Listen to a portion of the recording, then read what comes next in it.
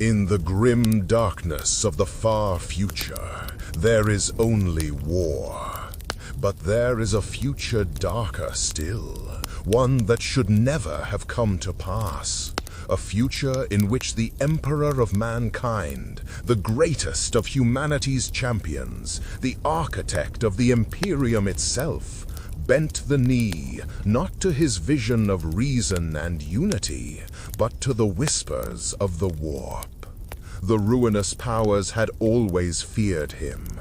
They knew he was no ordinary being, no simple mortal bound by time and frailty. He was a gestalt of countless souls, the culmination of psychic mastery beyond comprehension. To them, he was both rival and prize. If he resisted, they would spend eternity gnawing at his empire, breaking it piece by piece.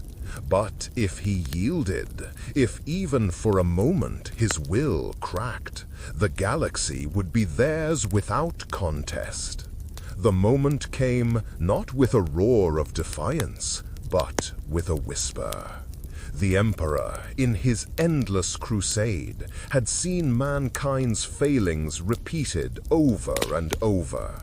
Petty wars, superstition, rebellion, the stubborn refusal of mortals to grasp the destiny he laid before them.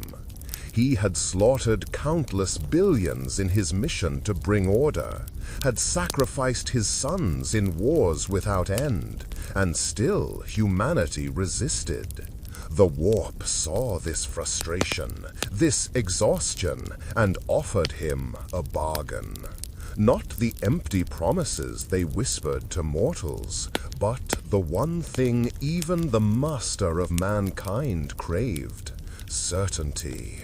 With chaos, there would be no resistance, no rebellion, no doubt. Humanity would be unified, not through reason or faith, but through chains. And so, in this nightmare vision, he accepted. The Emperor's form did not collapse, nor was he possessed like a weak-willed mortal. Instead, he changed.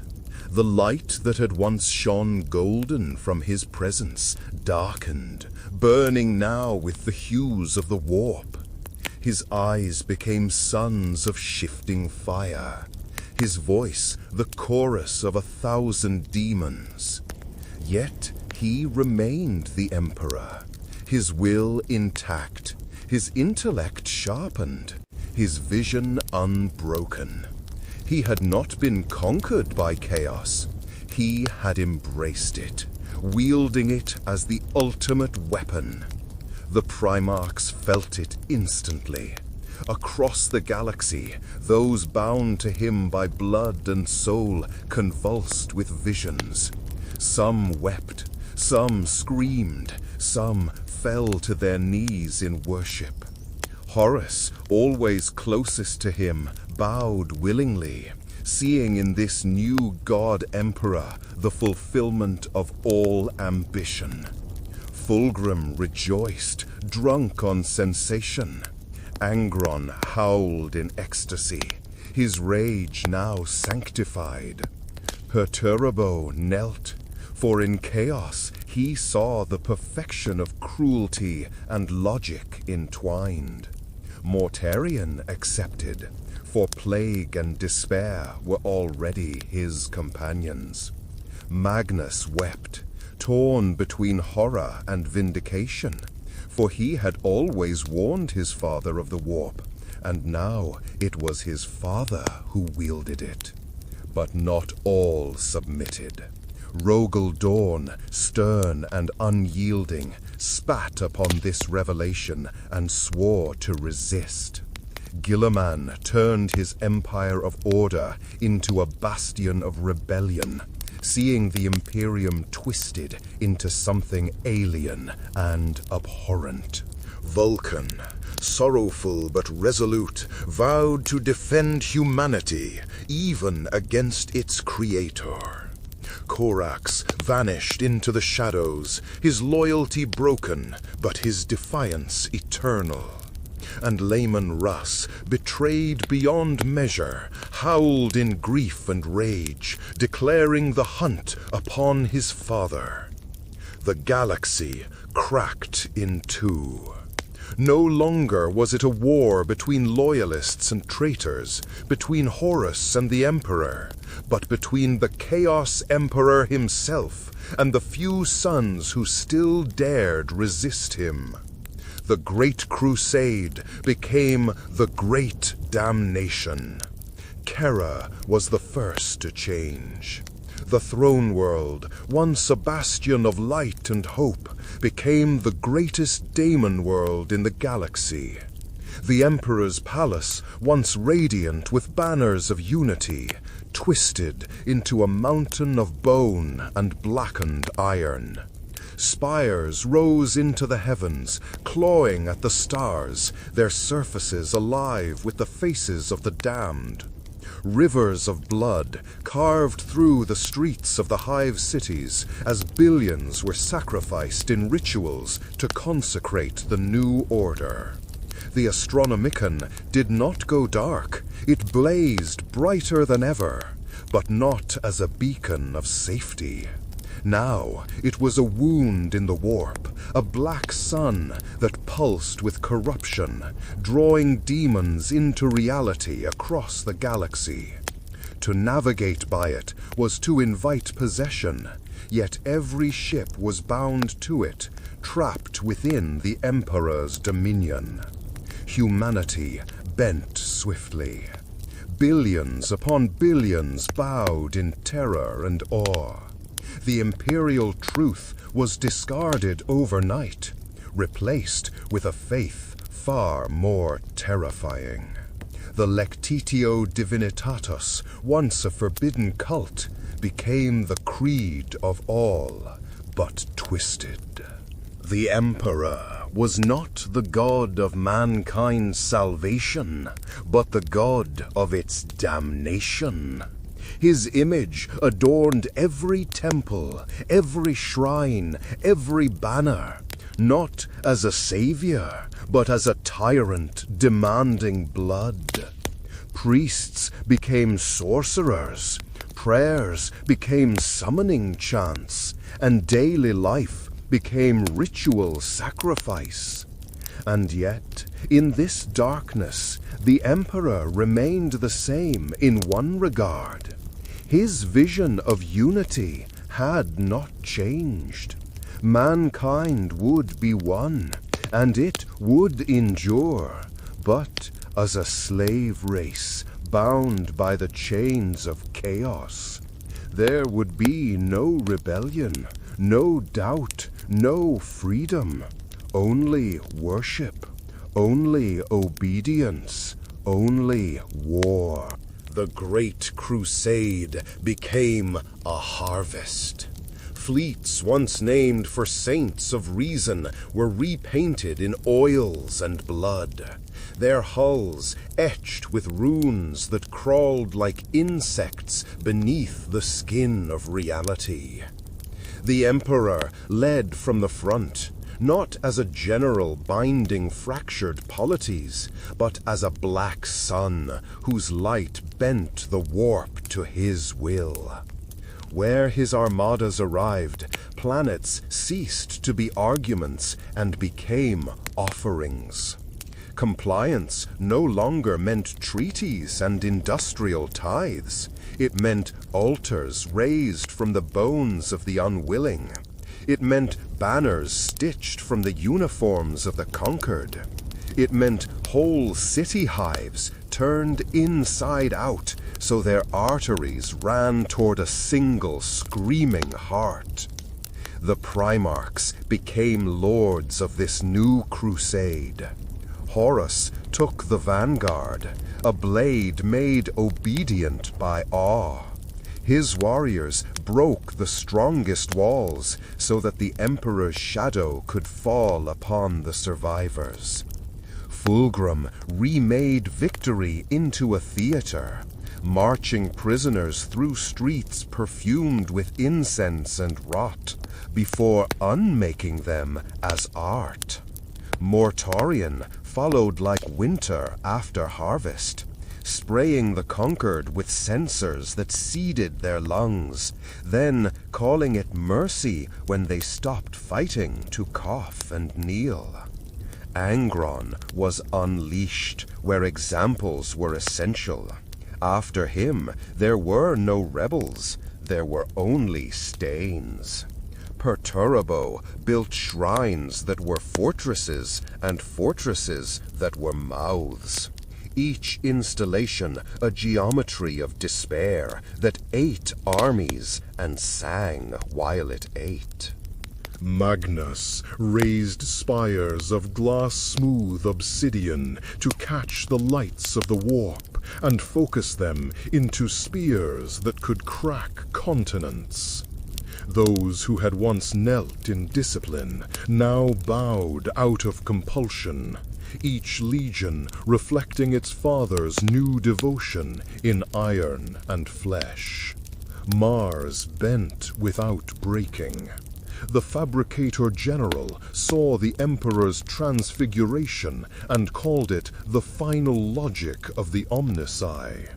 Red robes darkened to wine black as new litanies were decrypted from the screaming of machine spirits. Demons were riveted into reactor housings and named as subroutines. Titans took oaths to entities that answered back from the void between sensor pings. Forge worlds across Segmentum Solar followed the rite. Throw open the cathedral vaults, anoint the forge gods with oil and blood. Replace the choir's hymns with 1,000 servo skulls, chanting prime numbers until reality thinned. Production soared. Tanks left assembly lines already whispering. Starships launched with keels that bled when christened. The Astronomicon, once a needle of certainty through a howling storm, became a siren. Navigators opened their third eyes to its frequency and wept black tears. What they saw was not a path, but a promise, and they were compelled. Warp lanes unspooled like chains from Terra, anchoring system after system to the Emperor's gravity. Travel grew faster for those who swore, and harder for those who did not.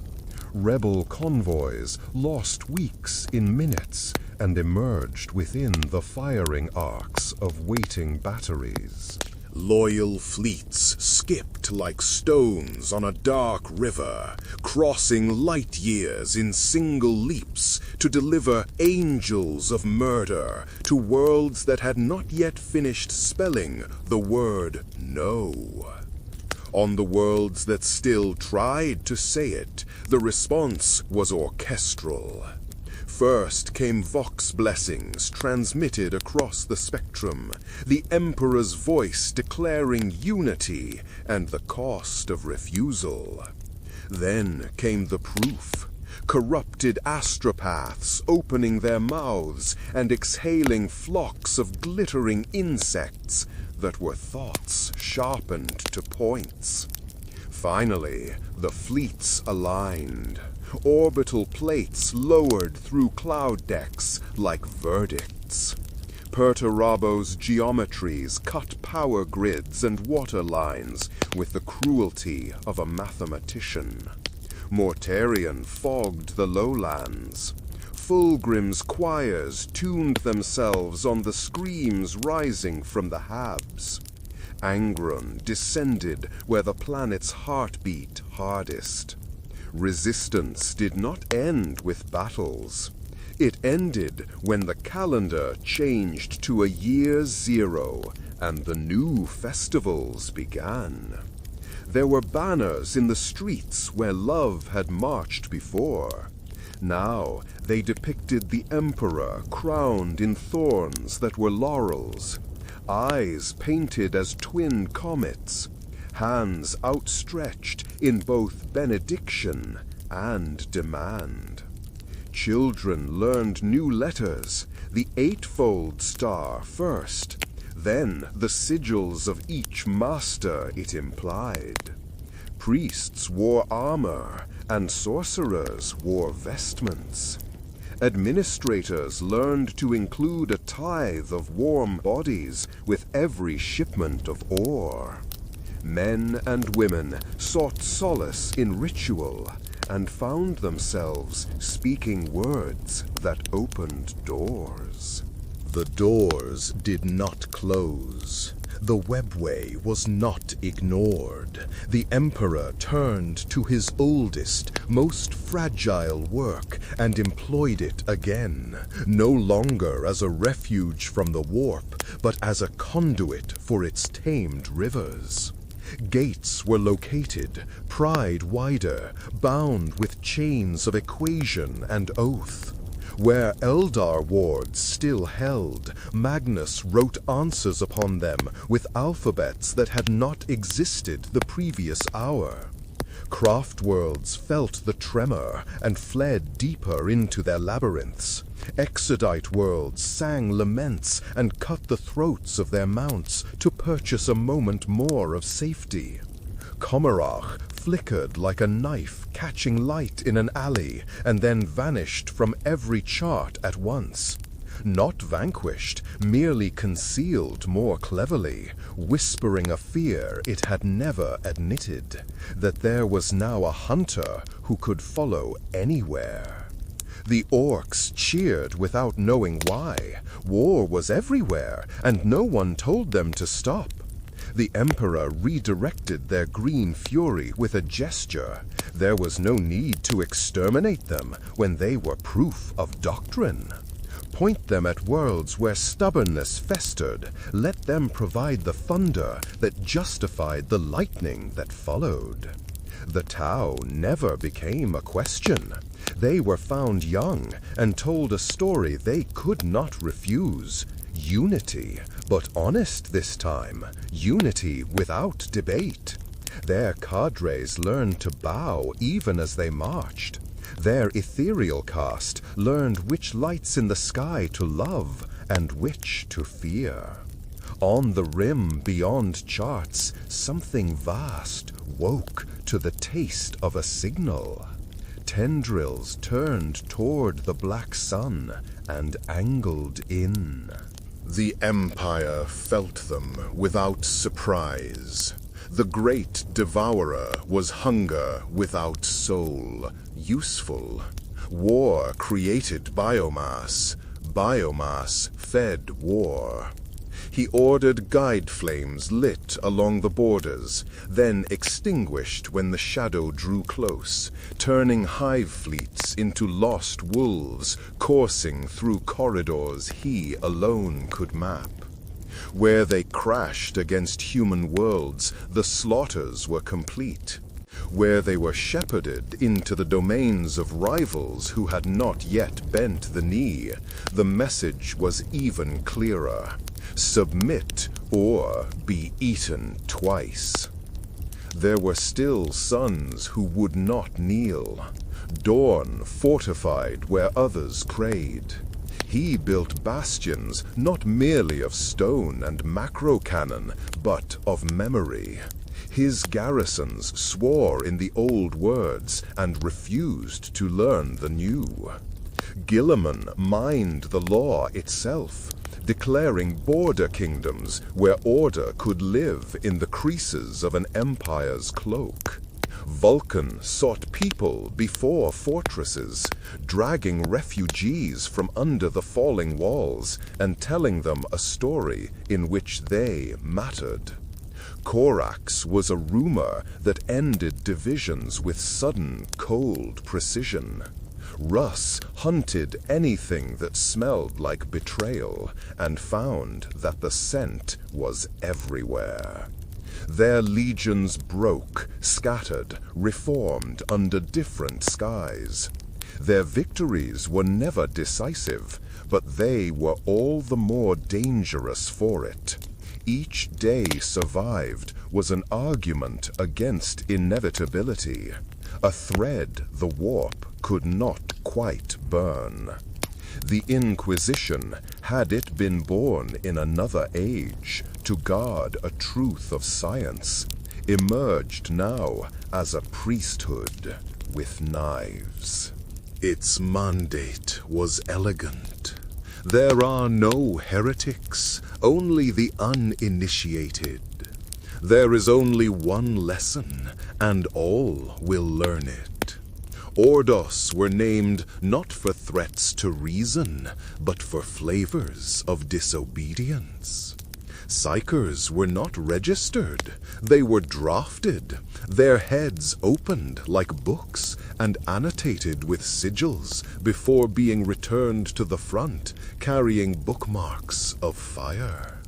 The Sisters of Battle were forged as they had always been destined to be, but their hymns now praised not mercy and martyrdom, but purity through participation. They stood radiant in stained glass armor that bled when scratched, halos casting light that made shadows kneel. On 100,000 worlds, the same year unfolded with different costumes. Festivals of unity required the same quota of sacrifice. Factory lines stamped the same 8-pointed proof of compliance into the armor plates of tanks. Governors learned to calculate the ratio of fear to food that prevented revolt. At first, planets fell because fleets arrived. Later, planets fell because their own people petitioned the throne, asking to be bound more tightly. Freedom is heavy. The new faith taught them to love the weight. Magnus began to speak in councils where only the emperor had previously addressed. He presented tomes full of futures, many of which contradicted one another, but all of which ended in the same word. Fulgrim arrived with theaters that were also laboratories. Their audiences left beautiful and obedient. Mortarion never attended, yet his incense drifted even in those chambers, faint and sweet and final. On 100,000 worlds, the same year unfolded. Angron did not speak at all. The clatter of his chain axes served as minutes. Horus smiled and did not question any of it, for questioning had become a lesser sin than disobedience. And still there were worlds that tried. Some hid their faith beneath factories. Some trained their militias to march as if for the old parades. Some turned their cathedrals inside out and claimed that as rebellion. None of it survived contact with the fleets. Yet always there was a remainder. One shuttle that broke blockade. One child who lived through the purge. One astropath who whispered a name into a crack where the warp could not hear. Those remainders accumulated in the dark like seeds stored for a season that might never come. When Terra's sky finally cleared for a single night, people came onto the roofs to stare. The stars were wrong. They were closer, and some of them looked back. Choirs took up the sight and called it a benediction. On that same night, on a mining moon 2 sectors distant, a girl who had never seen the sea dreamed of a man in gold walking through a field of skulls that were also stones. And wherever he stepped, the stones remembered they had been seeds and sprouted. She woke with a name in her mouth she did not know she knew. She taught it to others, and they moved their meeting places further from the light. The ledger of conquest swelled. Worlds were crossed out and rewritten. Maps were printed on vellum, peeled from the backs of those who had refused to sign. The calendar learned new days, named for virtues that were punishments. The language grew new words that meant victory and silence and together, and all three meant the same thing. And the emperor looked upon his work and did not smile, for smiling was for a smaller age. He raised his hand, and the warp leaned into it like a hound. He lowered his hand, and the warp flattened a mountain. He spoke, and fleets bowed. He was not possessed. Possession implies compromise. He was possession of humanity by its maker, of the warp by a mind that had finally admitted that control is easiest when consent is manufactured at the root. Yet, in the deep places where the light of the black sun could not twist every shadow, there were breaths held and not let out. Prayers spoken without words, knives kept sharp for hands that had never cut anything but bread. The great damnation rolled on, perfect as an equation. But perfection is brittle, and somewhere, someone counted the cracks. The galaxy had never known unity like this. Yet it was not the unity of peace, or prosperity, or even stability. It was the unity of chains, the unity of blood, the unity of a vision enforced by gods that had finally found their greatest champion. The Imperium of Man, reborn as the Imperium of Chaos, spread faster than any empire before it. And in its expansion, the warp itself began to change. Where the Astronomicon once burned as a beacon of hope, it now throbbed as a wound.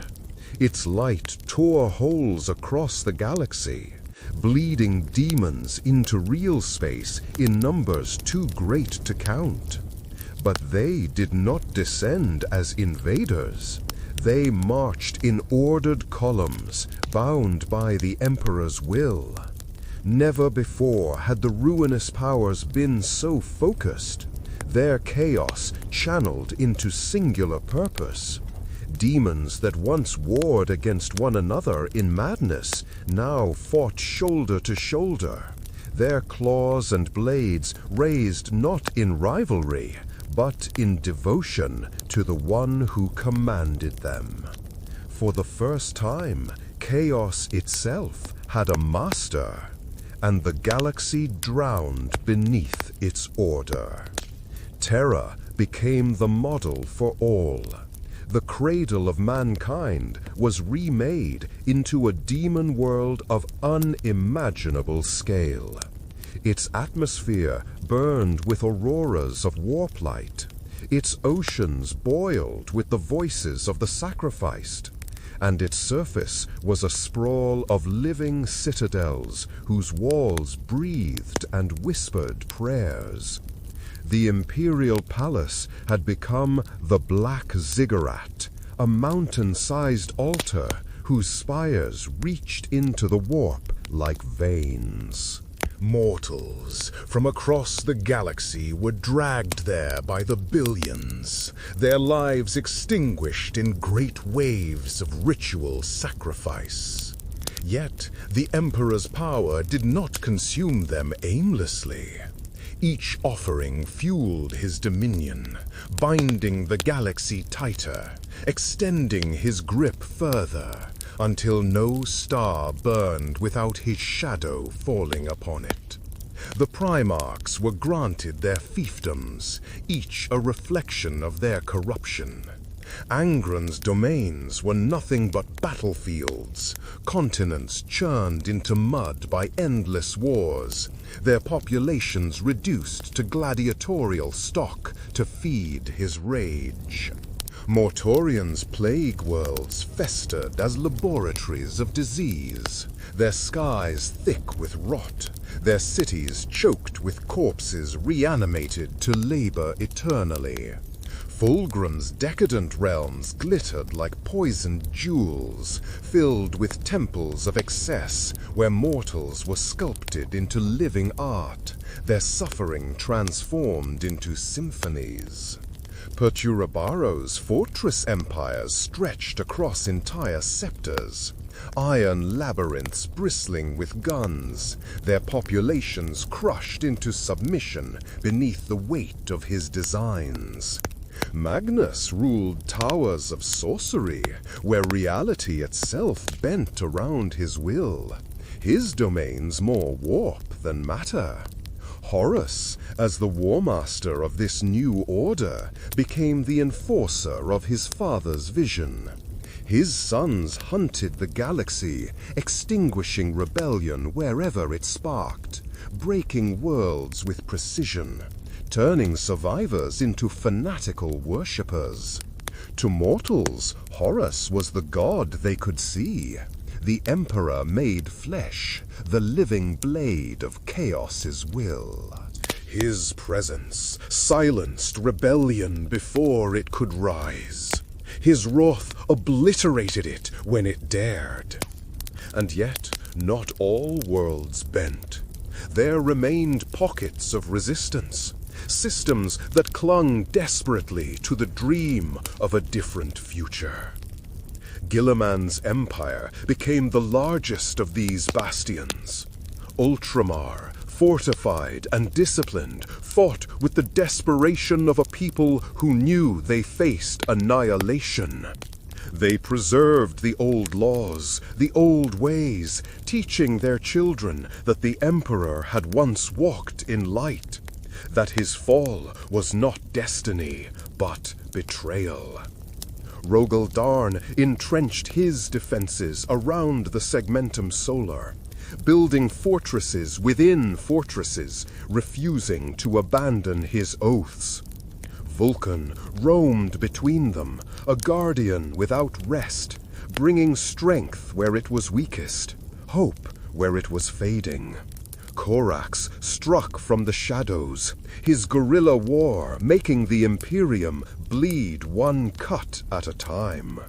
And Russ, maddened by grief and betrayal, led the Volca Fenrica in a doomed hunt for their father, refusing to rest until the Emperor himself lay slain. They were hunted, broken, scattered, yet never extinguished. For every world they lost, another whispered rebellion. For every victory chaos claimed, another ember of resistance flickered. It was not enough to turn the tide, but it was enough to remind the galaxy that chaos had not won without cost. The Xenos races fared no better. The Eldar, once broken by the birth of Slaanesh, were now annihilated. Their craft worlds, already diminished, could not withstand the combined force of demon legions and chaos fleets led by Fulgrim's hunters. Their souls, once shielded within spirit stones, were ripped free and devoured in mass, feed in Slaanesh until the gods swelled with power. The orcs raged across the stars as ever, but now they were pawns, redirected by Angron and Horus into wars that served Chaos's purposes. Their wogs became fuel for Khorne's hunger. Entire empires burned to ashes simply to provide blood for the throne. The Necrons stirred in their tombs, but found the galaxy already infested with warp storms they could not master. Their legions faltered, their dynasties shattered before they could awaken. And the Tyranids, drawn by the beacon of the Astronomicon, descended upon the galaxy in vast swarms, only to be broken and redirected by the Emperor himself, their hunger bound to his will, their hive minds enslaved to feed chaos. The galaxy was no longer a theater of many players. It was a stage for one. The Emperor of Chaos had remade reality itself. The warp bled into every corner, twisting even the most distant worlds, binding them to his dominion. Demons no longer lurked at the edges of thought. They were kings, lords, administrators, worshipped by mortals as saints. Humanity was no longer a race of strivers, builders, explorers. It was a race of slaves, bound to the will of a god who had once promised freedom, but delivered only damnation. And yet, amidst the ashes, whispers endured. Mortals spoke of a golden light that had once shone, of a father who had sought not chains, but truth. They told stories of what the Emperor might have been, of what he had once promised. These whispers were blasphemy, punishable by death, yet they spread in secret, passed in alleys, carried in the songs of slaves, etched into the hidden corners of ruined cathedrals. They spread because mortals could not let them die. And somewhere, deep within the warp, beyond the roar of chaos, beyond the Emperor's dominion, something stirred. A spark of what had been. A remnant of the Emperor before he had fallen, before he had chosen damnation. Weak, nearly extinguished, but real. And that spark, though silent, began to gather strength from the whispers, from the prayers, from the refusal to forget. The galaxy belonged to chaos, but even in that absolute darkness, the possibility of rebellion endured. Daily life under the Chaos Empire was no life at all, but a slow descent into ritualized damnation. For the common man, survival was a sacrament, and death was inevitable service. Every world had been reshaped in his image. Hive cities were not centers of labor and industry, but vast temples where each hab block became a shrine, each factory line a place of offering. The air was thick with incense that choked lungs and spread subtle warp-borne contagions, binding mortals to obedience even in their dreams. Work was worship. To labor was to chant praises. To bleed was to tithe. Each swing of a pick, each forge's spark, each ration consumed was recorded as a devotion to the Emperor, written in ledgers maintained by scribes whose eyes were replaced with candles that burned their sight into ash. To falter was not inefficiency, but heresy, and heresy was punished not merely with death, but with transformation. Those who failed in their duties were given to the dark mechanicum. Flesh was stripped and replaced with iron that moaned, or fused with warp parasites that fed upon their own blood. The unlucky were bound into machines, their suffering powering engines of war. Some were entombed within tanks, their minds tethered to hulls that screamed whenever their guns fired. Others were injected into Titan reactors, their souls converted into fuel. To exist was to serve, and even death was denied if the Emperor willed your agony be eternal. Religion was omnipresent. Where once the imperial truth had rejected gods, now temples dominated every skyline. Colossal statues of the Emperor towered over cities, their eyes filled with warp flame, their mouths carved open so priests could stand within and shout his decrees. Each morning, citizens knelt and carved the 8-pointed star into their palms as prayer. Each evening, a quota of sacrifices was demanded. Some blood, some flesh, sometimes whole families chosen by lot. It was not cruelty for its own sake. It was order, ritual, meaning. To die was to be useful. To suffer was to be seen. Art, music, and culture did not vanish. They were warped. Sculptors carved monuments from living bodies, arranging them in shapes of perfection that screamed softly for eternity. Musicians played symphonies written in tones only demons could fully hear, their instruments strung with the veins of martyrs. Playwrights staged performances where actors were flayed alive before audiences, their final gasps praised as genius. To create was not to express, but to glorify. Beauty was measured in devotion, art judged by how loudly it praised the Emperor. Time itself bent beneath this dominion. Calendars were rewritten. The old years were scrubbed, replaced by the single reckoning, the first year of ascension.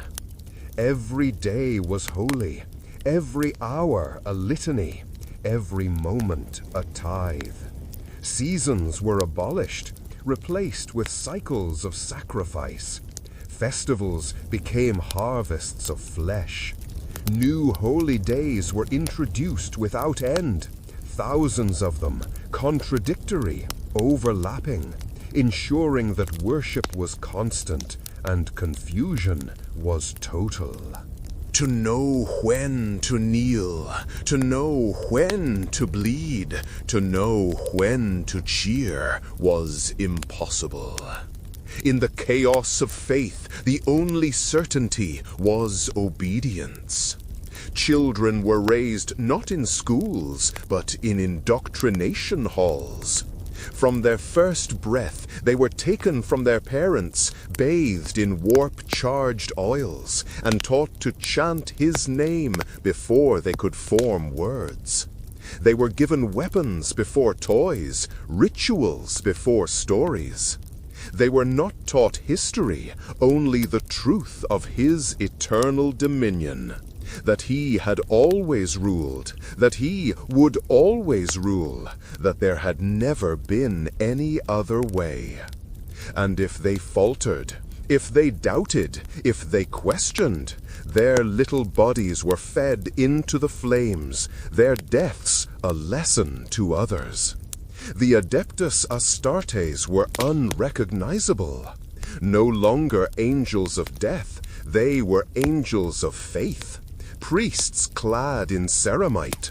They were gods made flesh to mortals, worshipped wherever they walked, their armor painted in the symbols of chaos, their every act a sermon.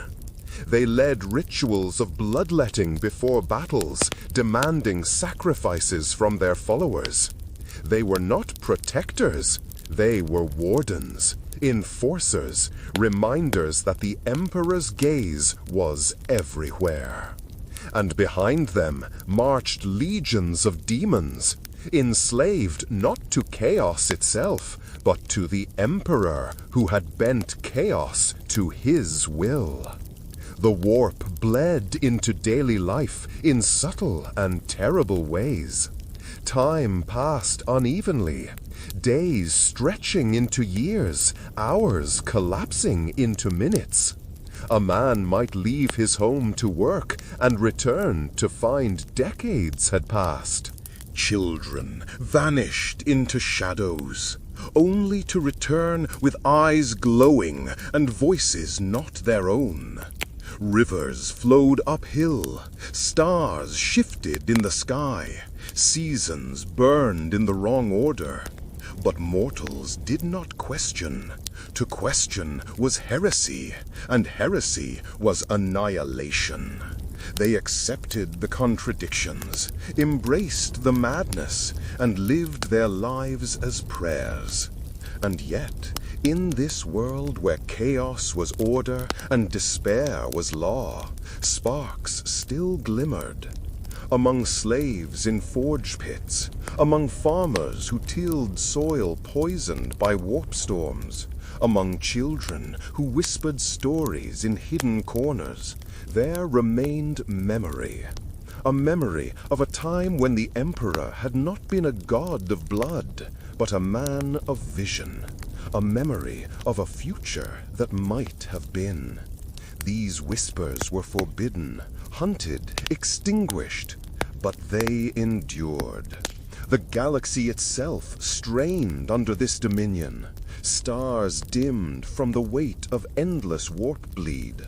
Worlds cracked and moaned beneath the strain of sacrifice.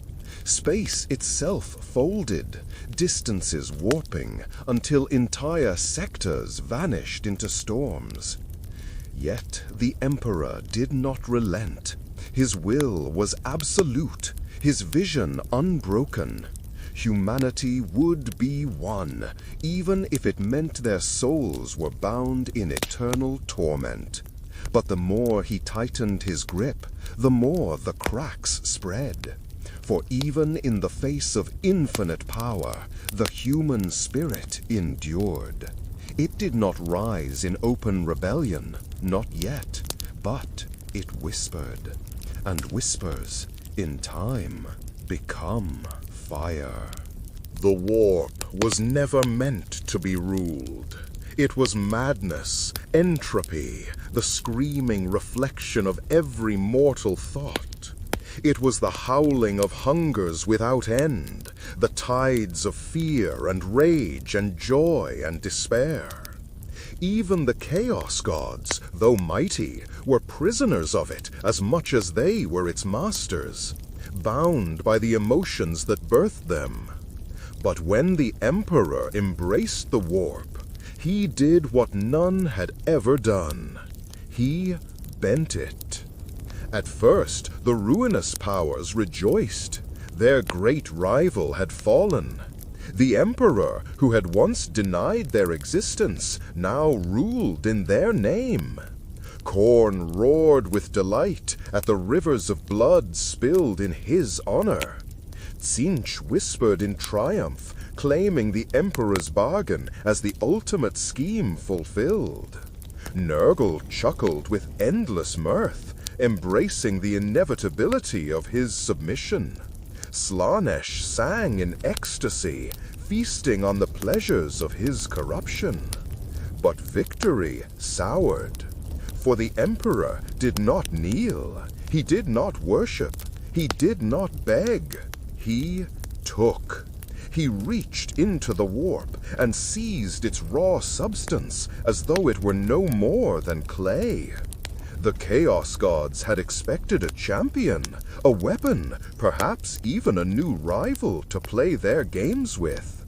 What they had not expected was to be shackled. The Astronomicon pulsed, not as a beacon of hope, but as a black sun. It was no longer a light mortals could navigate by, but a law the warp could not deny.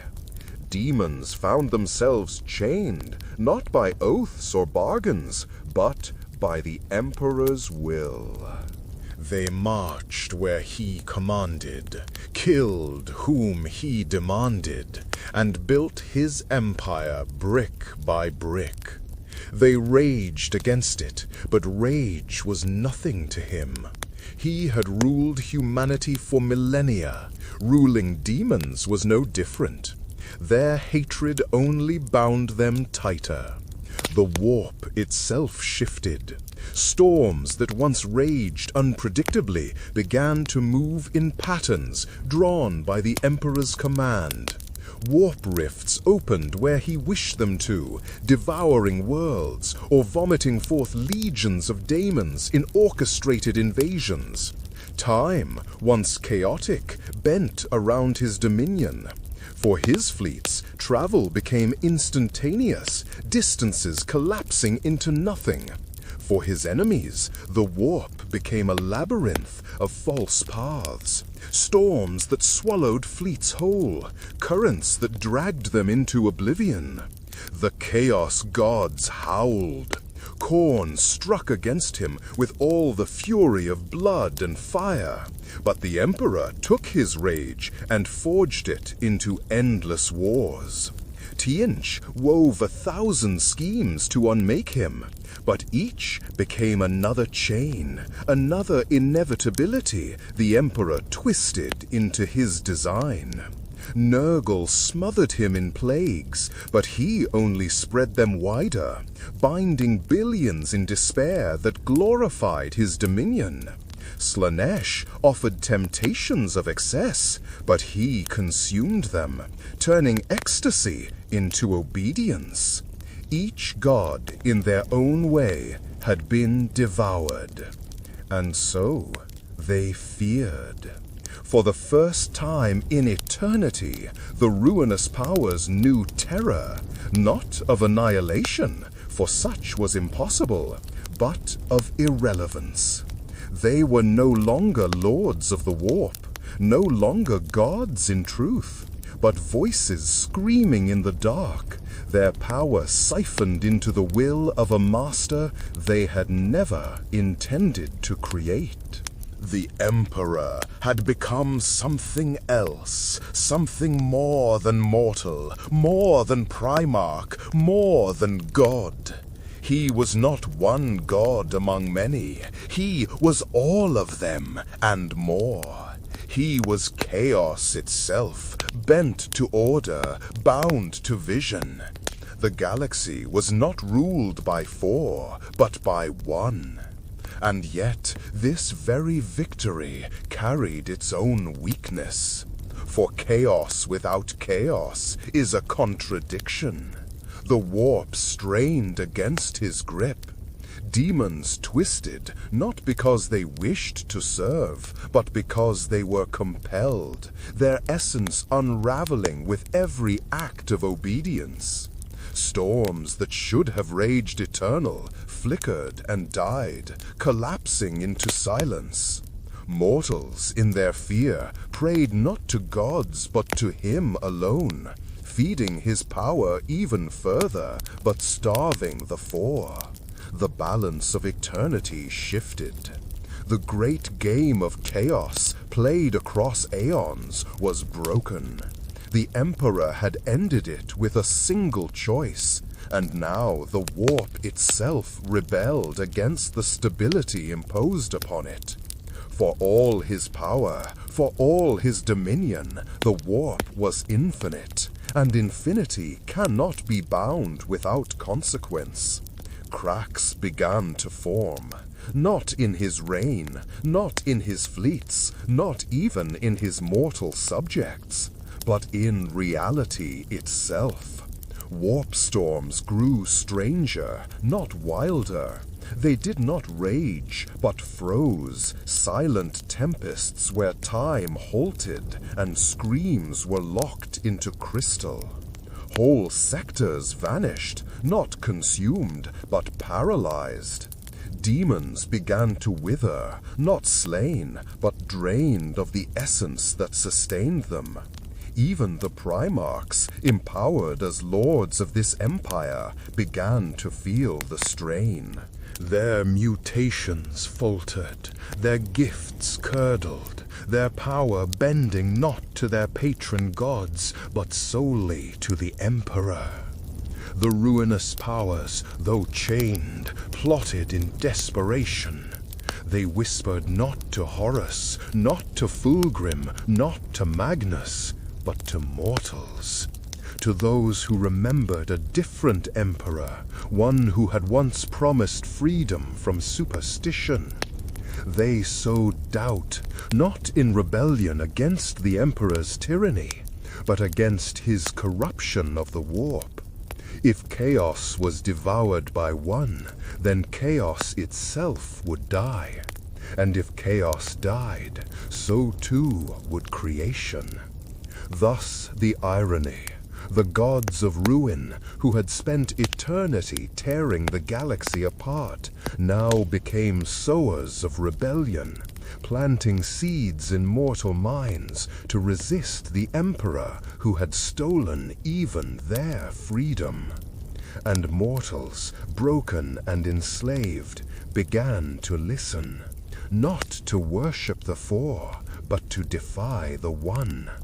And deep within the warp, beyond the Emperor's black sun, beyond the chains of his dominion, the faint golden spark grew brighter, a remnant of what he once was, gathering strength not from chaos, but from the whispers of humanity that still dared to believe in the Emperor who might have been. The Chaos Emperor, seated upon his throne of bone and iron on Terra, ruled as none had ruled before. His word was law, his will unbreakable, his armies infinite. And yet, even as the galaxy bent beneath his shadow, he felt something he had not known in millennia: unease. At first it came in dreams. When he closed his burning eyes, he no longer saw only chains of dominion, but a figure of light standing at the edge of sight. A figure not crowned with horns and flame, but radiant, serene, untouched by the warp. It did not speak, but its silence accused him more than 1,000 words could. He knew that figure. He knew it because it was himself, what he had been before he had embraced the warp. He woke in fury, demanding more sacrifices, more blood, more obedience. He silenced whole planets in his rage, burning worlds to ash just to drown out the visions. Yet still they came. Every night, every moment of stillness, the golden figure returned, standing patiently, waiting. It did not fight. It did not beg. It simply endured.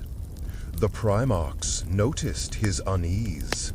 Horus, ever watchful, asked no questions, but his gaze lingered too long.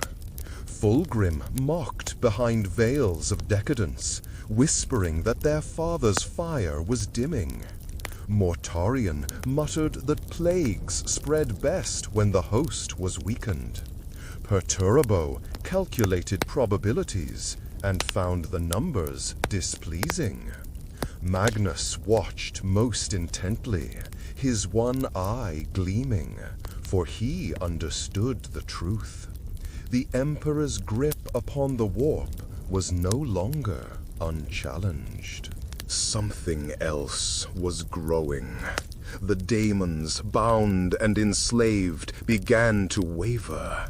Some faltered in battle, their claws shaking, their forms flickering.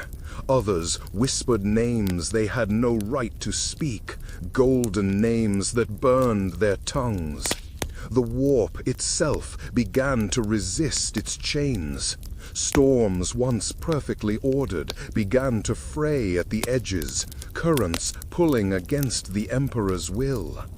Whole sectors flickered between reality and dream, as if some unseen hand was loosening the knots he had tied. The ruinous powers howled in glee. They had not been freed, not yet, but they felt the cracks. They felt the pressure of another will within their realm, one not of them, but against him. They whispered into the ears of mortals, encouraging rebellion not in their name, but in the name of the golden figure. They seeded prophecies that spoke of two emperors, one of shadow, one of light. The shadow had won the galaxy, but the light would never fade. Rebellion surged. Where once sparks had been isolated, now they caught fire. Worlds rose, not merely in defiance of tyranny, but in devotion to the golden figure of their dreams. They carved his image into walls, painted him on banners, sang songs of his endurance. They did not call him the Chaos Emperor. They called him the true Emperor, the Father unbroken. And when his legions came to slaughter them, they died with his name on their lips. The Chaos Emperor raged. His throne shook, his palaces bled, his voice tore the skies. He demanded silence, he demanded obedience. He sent Horus and his sons to scourge the galaxy clean. Yet, the more he killed, the stronger the whispers grew. For every martyr burned, 100 more voices rose in defiance. For every rebellion crushed, 1,000 more prayers fed the golden spark.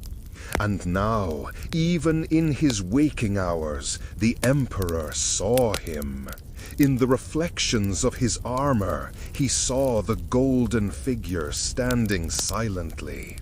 In the screams of the dying, he heard words of hope.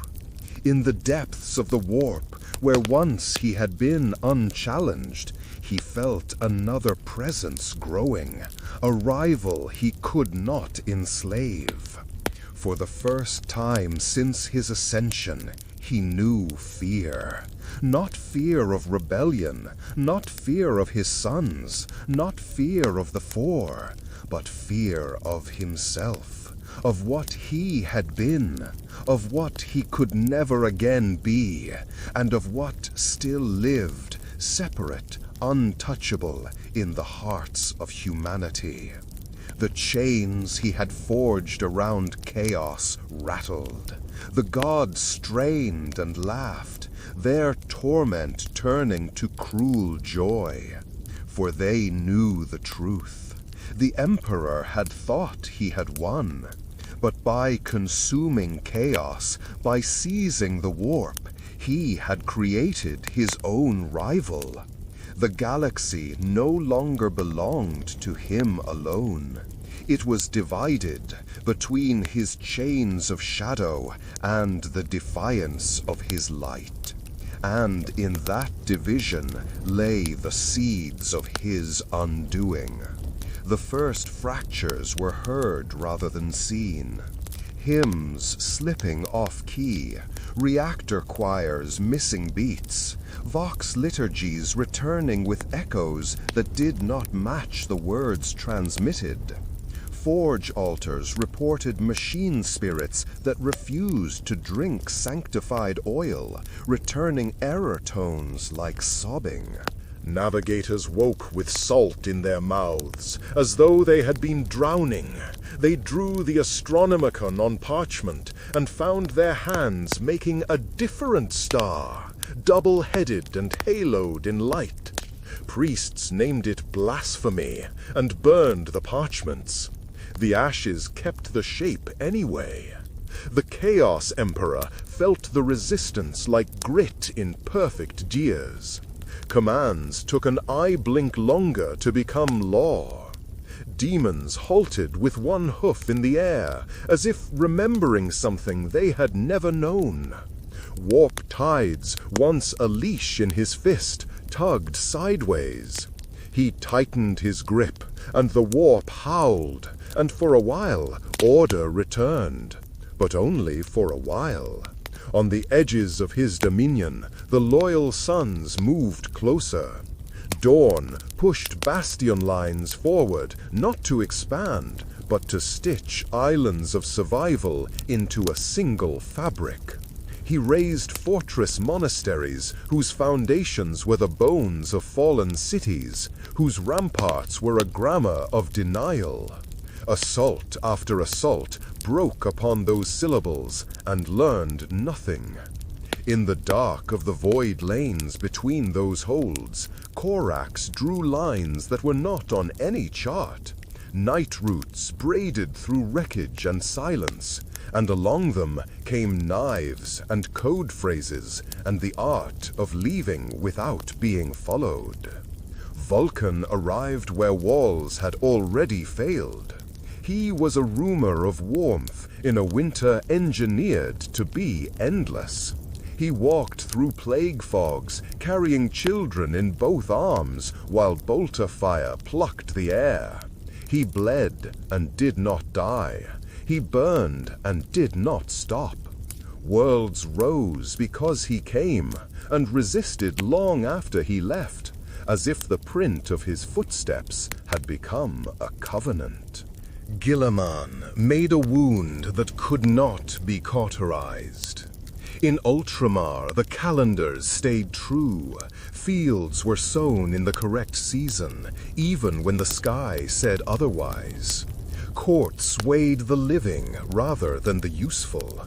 His fleets did not glitter. They arrived on time. He sent letters that traveled where fleets could not, instructions copied by hand in clean script, recipes for bread next to advice for ambushing armored columns, statutes that defined mercy as an act and not a weakness. People read and remembered how to be people. Fenris did not send letters. Russ left claw marks across a dozen subsectors, each a promise that the hunt would never end. Pax vanished into the storm toward Terra, came out thinner and harder, and vanished again. They brought back heads sometimes, the wrong heads often, but each skull was a prayer the Emperor could not accept. The War Master enforced as he had always enforced.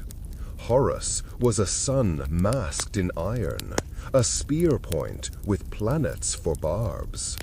His sons made examples, and examples made empires. Yet he felt his father's mood like weather, and the weather was turning. Between campaigns, he stood before the black ziggurat and watched warp light pulse like a heartbeat he could not steady. In his dreams, a voice called him by his first name with such tenderness that his hand, the hand that had broken 100 worlds, shook. The traitor brothers scented weakness and then mistook it for opportunity. Perturabo mapped Terra in angles and outcomes, and concluded that if a god could be besieged, a god could be dethroned. He did not share that map. He boxed 100 sectors in iron to see what bled. Mortarion clothed entire constellations in funerary shrouds and said it was kindness to quiet the screaming. Fulgrim staged rebellions as ballets and then crushed them on cue, certain that art could absorb even this. Magnus climbed his towers of equation and peered past the black sun to the other light beyond it, and smiled as if meeting an old adversary in a library. Angron did not calculate, did not peer, did not dance. He moved, and wherever he moved, the ledger lost count and called it red. And then the golden presence stepped out of rumor. It began as a stillness, the kind of silence that falls when a crowd realizes something impossible is about to happen.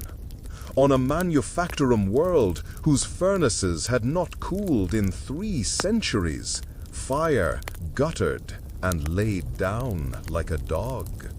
In the quiet, the workers heard a tread that was not boots, not hooves, not claws. A man walked between the crucibles without casting a shadow. He touched a child's forehead. The sigil burned there, faded like breath on glass. He said nothing. When he left, the overseers found their orders impossible to pronounce. Their tongues made different words: oath, shelter, bread. Psychers everywhere broke like waves upon the same rock. Their mouths opened and light came out. They drew the same figure in the air with their fingers, gasping, then wept from relief or terror, because the figure stayed after their hands fell. Astropaths whispered to each other without wires. Choirs sang in tune without being told which song. For an hour, in a dozen subsectors, demons bled pale and thin, and stumbled as if gravity had changed. The Chaos Emperor rose from his throne, and the palace shook. He walked to the edge of the sanctum, where the warp and stone touched, and looked into the storm he had yoked. 2 figures faced each other upon a plain made of all battlefields at once. One was a mountain in motion, crowned in thorns that were laurels, eyes furnaces, mouth a law. The other was a man, not small, but human, gilded by the light of something that refused to be a fire. They did not draw blades. They regarded each other the way a sculptor and the statue he abandoned might meet in an empty room. The 4 howled. Khorne threw meteors of brass into the plain and watched them hang in the air as if caught by a child's hand. Tzeentch unrolled futures that could not be read. Nurgle sent gardens that withered before they opened. Slaanesh poured in symphonies that went flat after the first note. Their intercessions made no difference. The black sun dimmed by a margin no instrument could measure, but every heart felt. The golden light brightened by the same. On Mars, the Dark Mechanicum discovered that certain machine spirits prayed back. Cogitators printed unscheduled litany lines between production figures. Do not fear, do not kneel, do not lie. Tech priests burned the paper and gagged the printers. The next batch arrived stamped into ceramite housing in letters the size of a nailhead. Titans woke from sanctified sleep and refused to step over crowds that would be crushed. Some lay down, seismic, and would not rise. In Ultimar, the sky opened, and for a moment the stars looked like they used to. Children pointed. Their grandparents sat down and cried without noise. Guilliman cancelled an offensive to hold a parade for the living. Dorn added another wall to a fortress that no one was attacking and wrote a single sentence into its capstone. This is for after. Korax took his knives and went where the silence was deepest, Terra's underhives, and began cutting ropes he could not see but could feel. Vulcan told a story to a room full of soldiers about a man who had failed and was trying again. No one breathed until he finished. The Emperor of Chains felt laughter move across the immaterium that was not the laughter of gods. He recognized it. He had once laughed like that over a map with his sons, before maps became verdicts. Rage rose in him, clean and cold, and he reached into the warp to tighten every knot at once. The warp answered, and for a heartbeat he was again the sole command. The heartbeat ended. The plain of battlefields was still occupied by two figures. He sent Horus to break the nearest miracle. The War Master arrived with storms for banners and found a world where the air tasted like fresh water. His descent burned new craters into old scars. He walked into a temple that had been a factory and paused because he had dreamed of this threshold. A girl stood before him with a broom like a spear. She did not move when he raised his weapon. She said a name he had tried not to remember, in a voice that sounded like the first day of a campaign before any had died. His hand shook again. He lowered the weapon a fraction, and then remembered who he was supposed to be, and raised it back. Outside, the sons met defenders who were farmers yesterday, and soldiers today, and something else tomorrow. The battle did not go as written. Perturbo launched his test, a chain of sieges designed to starve a constellation into confession. The first 3 worlds fell on schedule. The 4th held beyond the math. Its galleries of guns should have run dry. They did not. Its population should have broken. They did not. He recalculated, and the new numbers said the same thing. The error term had a proper name now. Fulgrim staged a pageant to prove reality could be made to bow through the force of desire alone. The curtain rose on perfection. Midway through the 2nd act, an old woman in the cheap seats began humming a cracked lullaby. The chorus lost the key and could not find it again. He smiled wider and ordered the orchestra to play louder. The audience stood and left. Mortarion released a fog that clothed a continent. At dawn, it lay in sheets as always. By noon, the fog broke into columns and rose without wind, as if responding to parade ground orders. At dusk, it rained clean. Magnus climbed and climbed until he reached a step where every glyph he knew was a child's drawing, and every theorem a memorandum delivered too late. He looked down into the plain, and for the first time since Prospero burned, bowed his head. Angron moved, and the ledger called it red. The black sun pulsed. The golden light widened. Between them, the galaxy became a rope pulled from both ends. No snap, only strain. The Emperor of Chains told himself that strain was victory because nothing was breaking in his hands. The ember of the Emperor of Light said nothing and burned a little brighter. On terror, in catacombs beneath corridors no longer mapped, two candles faced each other across a room that had once been a storage closet and was now a church. One was black wax, one gold. Both burned. The congregants did not speak. Above them, in the palace, a god did not sleep. In the warp, a man did not look away. The fracture had become a line. The line had become a border.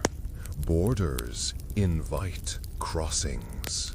The border was no longer hidden. It cut the galaxy like a scar, invisible on maps, but felt in every soul.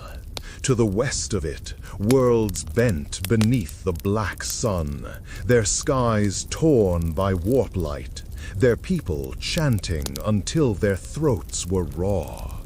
To the east of it, faint but steady, the golden ember glowed, unseen but undeniable. No matter how many fleets Horus hurled across the line, no matter how many sacrifices the Emperor of Chains demanded, the border endured. The galaxy itself began to reshape around the divide. Warp currents tangled, some drawn into order by the Emperor's chains, others slipping away toward the light. Storms stilled on one side and raged uncontrolled on the other, as if the warp could no longer decide whose will to obey. Demons grew restless, their forms flickering between servitude and rebellion. Some swore loyalty to the black sun, others shambled toward the golden ember, compelled by a faith they could not name. Even the Primarchs felt the strain. They were creatures of their father's making, yet when they gazed into the warp now, they saw two emperors, two truths, two destinies, and doubt gnawed at them. The Chaos Emperor raged. His voice shook worlds. His wrath tore stars. His demands grew endless. Whole sectors were sacrificed to strengthen his grip. Entire populations burned as offerings. Yet the light did not fade. If anything, the more he killed, the brighter it burned. For every martyr silenced, 1,000 whispered his name in the dark. For every rebellion crushed, another rose beyond his reach. Horus fought without ceasing, his legions bleeding across the stars. Yet he too could not silence the voice in his dreams. It called him not Warmaster, not traitor, but son. And though he roared his defiance, though he drowned planets in blood, the word lingered, son. Perturbo's calculations failed him, numbers collapsing into contradictions. Mortarian's plagues faltered, withering before they could spread. Fulgrim's excess lost its audience, his performances ending in silence. Magnus stared into the warp until his eye bled, and still the light shone. Angron raged, but rage alone could not erase the ember. On the other side, the loyal sons endured.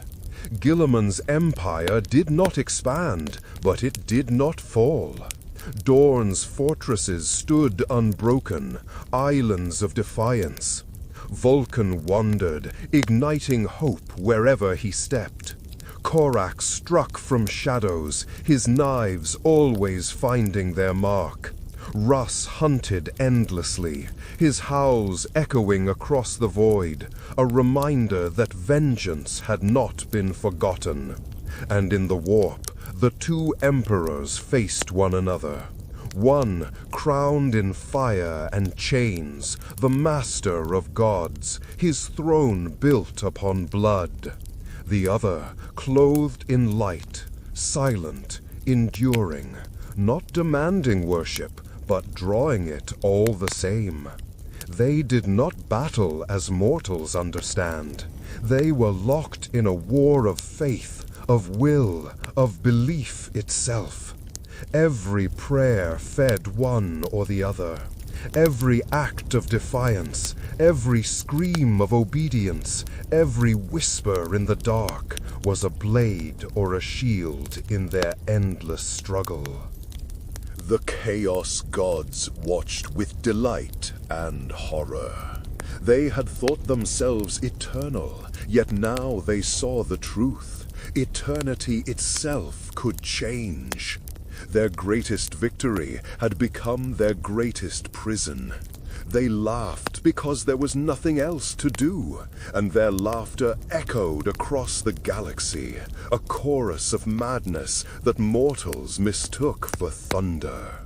The galaxy burned, planets cracked, stars died, species vanished, yet still the war went on. There was no victory, no peace, no end. Only two emperors, one of shadow, one of light, locked forever in a struggle neither could finish. Humanity was caught between them, torn between chains and defiance, despair and hope, damnation and memory. And so it was written. In the grim darkness of the far future, there was only war.